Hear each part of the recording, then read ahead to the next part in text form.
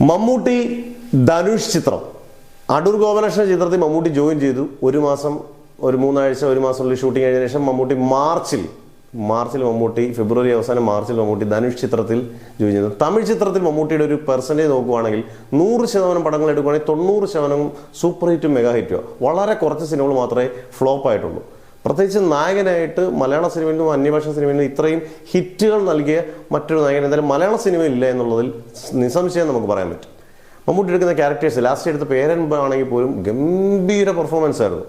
അസാധാരണ പെർഫോമൻസ് മമ്മൂട്ടിയുടെ മോളായിട്ട് അഭിനയിച്ച കുട്ടിയാണെങ്കിൽ പോലും അസാധാരണ പെർഫോമൻസ് ആയിരുന്നു. അതിനൊരു ദേശീയ അവാർഡ് ഒന്നും കിട്ടിയില്ല. പക്ഷേ ആൾക്കാർക്ക് ഒരുപാട് ഇഷ്ടപ്പെട്ട സിനിമയാണ്.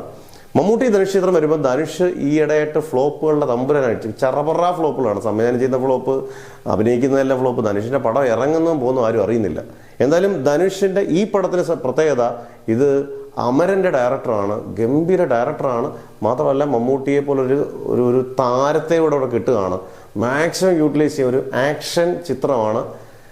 ഗ്രാമ പശ്ചാത്തലത്തിലാണ് എന്നാണ് അറിയുന്നത്. അങ്ങനെ ആണെങ്കിൽ അത് അതിഗംഭീരമായിരിക്കും. മമ്മൂട്ടി ധനുഷൂടെ ഒന്നിക്കുമ്പോൾ ഒരു ഗംഭീര ചിത്രം പ്രതീക്ഷിക്കാം. അതുപോലെ ഒരു ഗംഭീര ഹിറ്റ് ധനുഷിനും ആവശ്യമാണ്. ഇത് രണ്ടും നമുക്ക് കിട്ടട്ടെ എന്ന് ആശംസിക്കാം.